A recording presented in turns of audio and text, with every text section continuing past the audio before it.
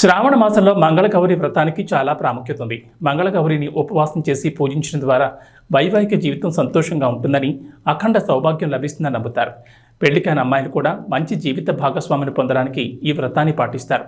సంతానం కలగాలంటే మంగళగౌరి వ్రతం శుభప్రదంగా భావిస్తారు. కరీంనగర్లోని ఆలయాలు భక్తులతో కిటకిటలాడాయి. శ్రావణ మాసం మొదటి మంగళవారం సందర్భంగా రామలింగేశ్వర ఆలయంలో సామూహిక మంగళగౌరి వ్రతాలు నిర్వహించారు. ఈ వ్రతాల్లో మహిళలు పాల్గొని అమ్మవారిని పూజించారు.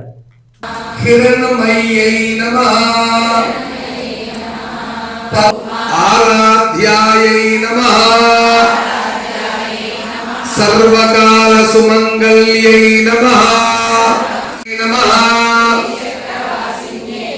శ్రీదేవీశ్వర పత్న్యై నమః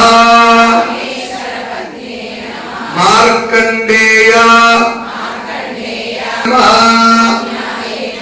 సత్యై నమః సర్వసాక్షిణ్యై నమః సర్వరూపిణ్యై నమః నమః మాతృకాయై నమః భగమాలన్యై నమః నమః ప్రత్యంగిరాయై నమః దాక్షాయణ్యై నమః దీక్ష మంగళగౌర్యై నమః నానావిధ కుసుమ సుగంధ పరిమళ ద్రవ్యాన్ని సమర్పయామి. ధూపమాగ్రాపయామి.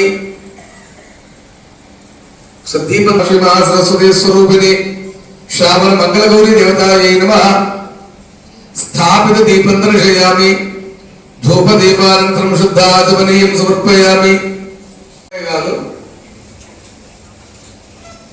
మరి మీ అందరికి కొబ్బరికాయ ఎట్లా కొట్ట వస్తుంది? మరి కింద టైల్స్ ఉంటుందా? మరి మీ కొబ్బరికాయలన్నీ ఇక్కడ అమ్మవారి దగ్గర నైవేద్యం పెడతారు.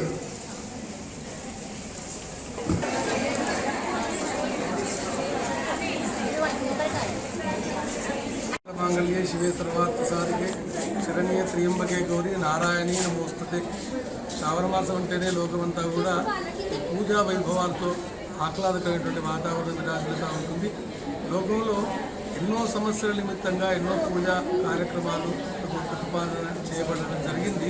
అయితే స్త్రీలకు ఎన్ని ఉన్నా ఏది లేనప్పటికీ కూడా సౌభాగ్యం అనేటువంటిది అత్యంత ప్రధానమైనటువంటి అంశం.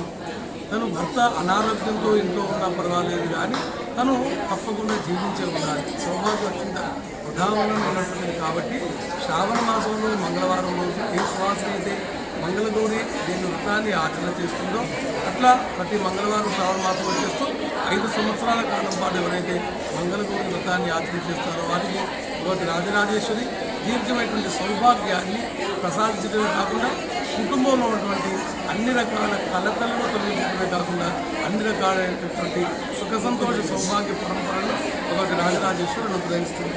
మహాదేవ.